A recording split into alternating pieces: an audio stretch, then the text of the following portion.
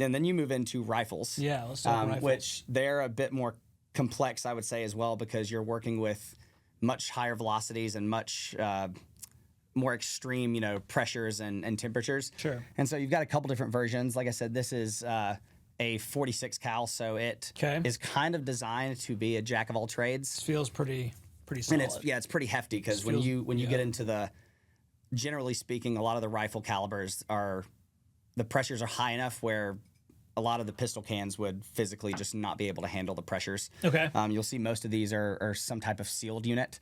And then you've got some silencers like that one just looks crazy. Yeah. What's the deal with all those things on the end? So this is what they call a flow-through suppressor.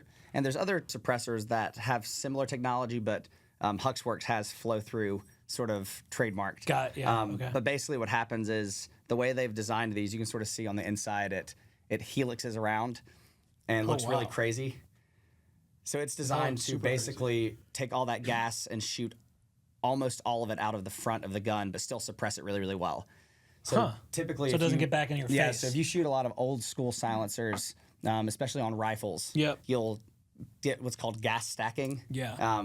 Which even if you don't know the term, it's just when you get tons and tons of back pressure gas in your face and it makes your eyes water and it looks like you're crying. Yeah. Just from all the freedom. Yeah. And so, well, that's funny. The first time I shot a full auto AR, very similar, right? Was suppressed. Yeah. And everyone did think I was crying with freedom tears. Yeah. But I was trying to. It burned your nostrils. But I was just trying to say no. It's because I have 30 rounds of gas in my face. Yeah, and so it helps mitigate a ton of that because it still that's super cool. Suppresses, and this one does it really, really well.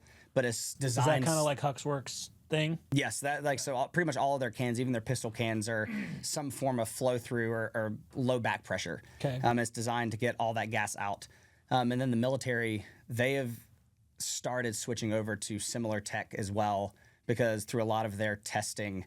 As you get a bunch of that gas back in your faces, it's very carcinogenic. Yeah.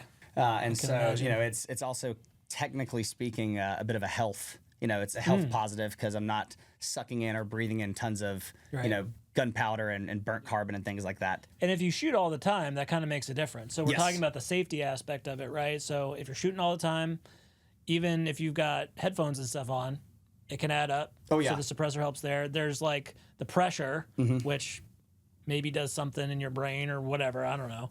But you're mitigating that, and then also that gas kind of getting away from you. I mean, I think it's pretty standard practice that most, especially indoor ranges, have some sort of protocol for their employees having to get, even if you're just in the range as an RO, getting lead tested. Yep. Just because that can accumulate over time. And when you do it every day. From what I hear, lead poisoning is not something that I want to try anytime soon. No, I was afraid of like the pencils back then. Like when you got like stuck with a pencil and you thought you were gonna. Yeah, I thought it was gonna get you.